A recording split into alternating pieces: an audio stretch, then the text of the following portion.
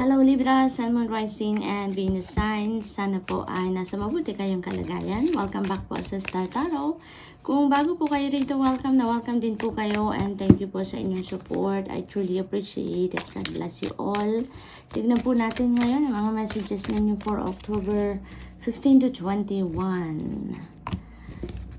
Paunang mensahe ni Libra ay the energy of the cup. You should accept valid criticism. Ayan, Libra. No, kasi naman, di ba, minsan, or madalas, no, kung yung mga, yung valid criticism is constructive criticism. And that is helping us, di ba?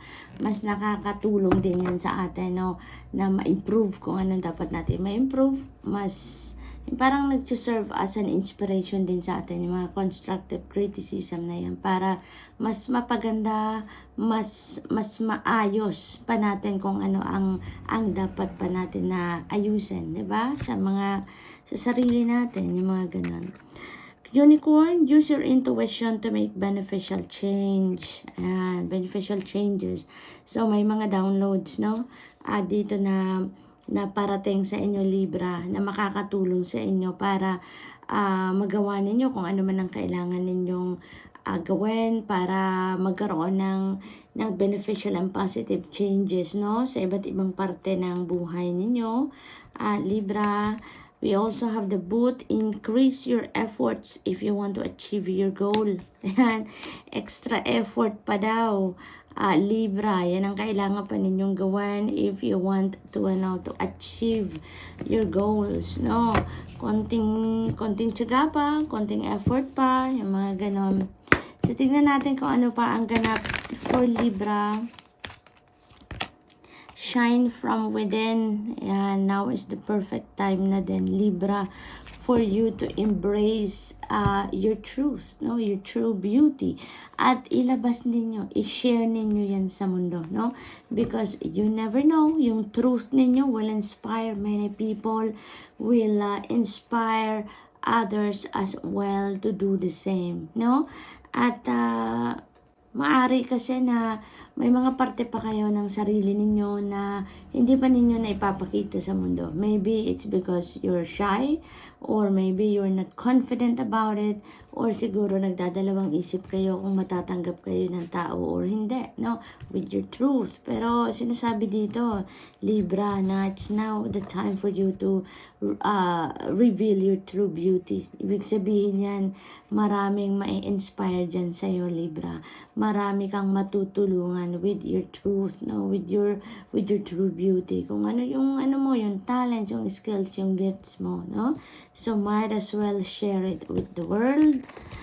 Flourish, no? Maaaring pagkatapos ninyong ilabas, i-share kung ano talaga yung totoong kayo, kung yung totoong sinong kayo, and you will start to flourish.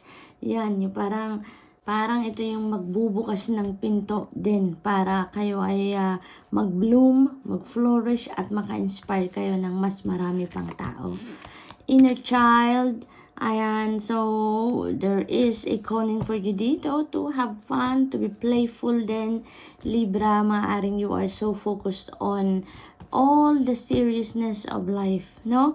Lagi, at hindi kayo man lang nakakapag-unwind, hindi man lang kayo nakakabigay ng panahon or oras sa sarili ninyo para to have fun, you know?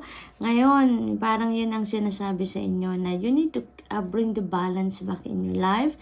There is time for work, there is time for family, there is time for your duties and responsibilities. There is also time for yourself na para mag-unwind ka naman, mag-relax ka naman, mag-recuperate, mag-rejuvenate ka naman. Ano, Libra? So, tignan natin kung ano pa ang ganap for you this week. We have, okay, dalawa. So, we have the last quarter moon in Virgo. Attend to the details. Ayan. So, maaaring may mga transactions kayo dito, negotiations, kayong inaasikaso, then you need to attend to the details, no?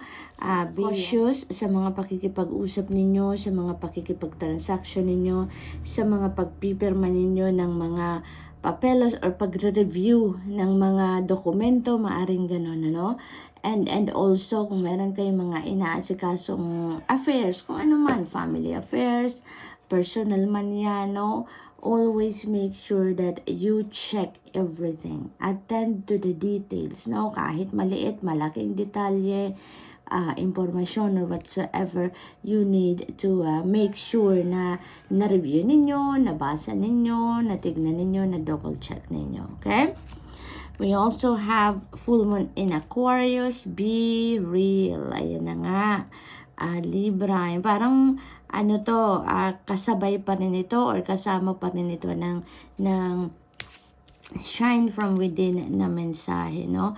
Maging totoo na kayo sa sarili niyo ngayon, because you know what? When you are true to yourself, when you are being authentic with yourself, it's very liberating, no? It's very liberating. Malayang-malaya kayong makapag-express ng sarili niyo, malaya kayong magpahayag ng kung ano ang nasa isip niyo, nasa dibdib niyo. That is very liberating. Parang free na kayo, free talaga kayo as a bird, kasi wala na kayong tinatago sa sarili niyo, wala na kayong dapat i-sugarcoat. Lahat, no, kung ano ka, yun ang ipinapakita mo sa ibang tao. Napakasarap ng pakiramdam niyan, no, Libra. And now is the time for you to feel that way, no? Kaya be real, be authentic to yourself. And also when you are authentic to yourself, you can also expect other people to be authentic with you then, diba? So we have last quarter moon in Aries. Work through your feelings. Ayan. So maybe may mga ano pa kayo, pakiramdam pa kayo, or mga nararamdaman pa kayo, banggahe, no? Ang napipick up ko dito, maybe bagahe from your past relationships or past experiences, mga resentments pa siguro, no? Emotional wounds, emotional baggages na nandiyan pa.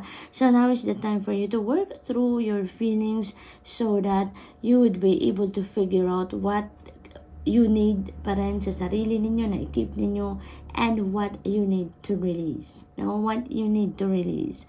Nang sa gayon, you will be feeling free, no? You will be feeling renewed then kapag maluwag na ang pakiramdam ninyo, maluwag din ang inyong isipan, you know, mas makakapag-move forward na kayo sa buhay because wala na kayong bagahe sa dibdib, no? So now is the time for releasing as well for you. We have full moon, ibig sabihin nito na there is some kind of ending na mangyayari dito sa buhay ninyo, and maybe yun yung pagtatapos na, no, ng pagbitbit ninyo sa mga bagahe sa inyong dibdib, gawa ng iyong nakaraan, no? What else? We have the strength, and you may need your inner strength and courage for you to be able to do that, no? Libra, kasi maaring yun ang struggle ninyo, no? Maaring marami pa kayong bubog, no, na bitbit sa puso ninyo from your past experiences and past relationships, at minsan it's really hard talaga to release, no? Mahirap talaga mag-let go, mahirap mag-purge, kaya maaaring that is what you need right now, yung courage and inner strength for you to be able to work through your feelings at matanggal na ninyo, maalis na ninyo sa sarili ninyo ang mga bigat sa iyong kalooban, nang sa gayon makapag-move on na kayo and move forward with your life, Libra. We also have inspiration, free of inspiration. So you are waiting for something dito, Libra. Maybe ito na yung hinihintay ninyong pagkakataon na magkaroon na din kayo ng lakas ng loob, lakas ng dibdib, no, tibay ng dibdib, para makapag-release na kayo ng mga bigat pa sa inyong kalooban or yung mga bubog pa from your nakaraan, no? But now, your the divine universe and your spirit team is going to help you activate your inner strength and courage for you to be able to clear up kung ano man ang mga bagahe pa na nasa inyong dibdib, no? Because you need to move on na. You need to let go na so that you can move forward with your life, no? And maybe this is the time that you've been waiting for, na matapos na ang bigat sa inyong dibdib, mawala na yung bagahe sa inyong dibdib, nang sa gayon maging masaya na kayong muli. You can start a new life on a clean slate, no? So maybe this is it, no? This is also a, good fortune energy, Libra, kaya maswerte kayo ngayon, no? Maswerte kayo ngayon. Maaaring may mga bala kayong gawin sa ngayon, mga endeavor, mga you have new ideas and new plans siguro that you want to roll out ngayon. Magiging maswerte kayo out with that, no? You can expect good results out of that plans na gusto ninyong simulan sa ngayon, no? We have 2 of inspiration and 3 of inspiration. Napakaganda. Kasi ibig sabihin nito na may mga plans kayo na niluluto ngayon, may mga new ideas kayo ngayon na binubuo, and at the same time, while you are planning, while you are strategizing, the opportunities are starting to come in, no? May mga ano na kayo, may mga opportunities and possibilities that are knocking on your door already right now, Libra, na makakasupport yan sa mga plano ninyo. Maybe, yung mga plans ninyo ngayon na gusto ninyong gawin is in alignment with your destiny. Maybe it is in alignment with your purpose. Kaya naman, kahit naghahanda pa lang kayo ng plano ninyo, binubuo pa lang ninyo yung strategy ninyo on how you're going to roll that out, may mga opportunities na pumapasok because the divine universe is supporting your plans, no, Libra? So good luck to that, and that's all I have for you for the week. I hope nakatulong ang mga mensaheng ito in some way. Thank you for watching. Love and light. Namaste.